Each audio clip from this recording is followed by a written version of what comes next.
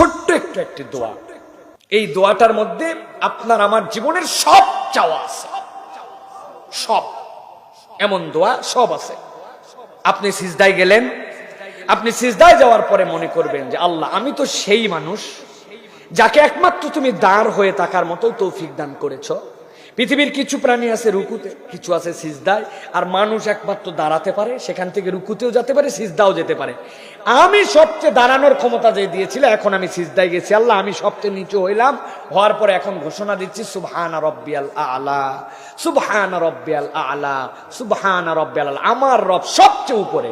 এইটা পড়ার পরে রাসূলুল্লাহ সাল্লাল্লাহু আলাইহি সাল্লাম ছোট্ট একটা দোয়া পড়তেন, আল্লাহুম্মা গফিরলি যামবি কুল্লাহ দিক্কাহু ওয়া জিল্লাহ ওয়া আউওয়ালাহু ওয়া আখিরাহ ওয়া আলানিয়াতাহ ওয়া সিররাহ। কি বলতেছেন আপনি? আল্লাহুম্মা গফিরলি যামবি কুল্লাহ, হে আল্লাহ, আমি না এখন মাটিতে মাথা লাগাই দিছি, আমি না বলছি তুমি সবচেয়ে বড়। এখন তোমার কাছে আমার একটা আবদার আছে আল্লাহ, আল্লাহুম্মা গফিরলি যামবি কুল্লাহ, তুমি আমার সব গুনাহ মাফ করে দাও। এরপরে বলতেছেন দিক্কা ওয়া জিল্লাহ। দিক্কা মানে কি? ছোট থেকে ছোট, মানে আমি গুনার মধ্যেই ধরছিলাম না, এরকম গুনাহ আমার আছে, কিন্তু আল্লাহ সব গুনাহ মাফ করবে, ছোট থেকে ছোট দিক্কা।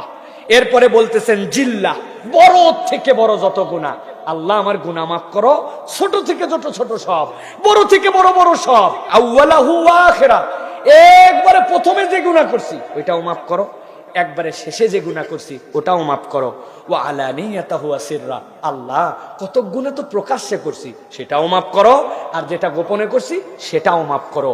এই দোয়া যদি কোনো বান্দা হৃদয়ের অনুভূতি নিয়ে করে, সিজদাতেই আল্লাহ তার জীবন মাফ করে দেবে।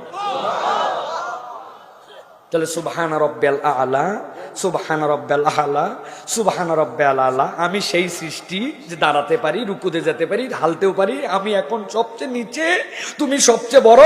আল্লাহুম্মা গফিরলি যামবি কুল্লাহ দিক্কাহু ওয়া জিল্লাহ ওয়া আউওয়ালাহু ওয়া আখিরাহ ওয়া আলানিয়াতাহু ওয়া সিররাহ।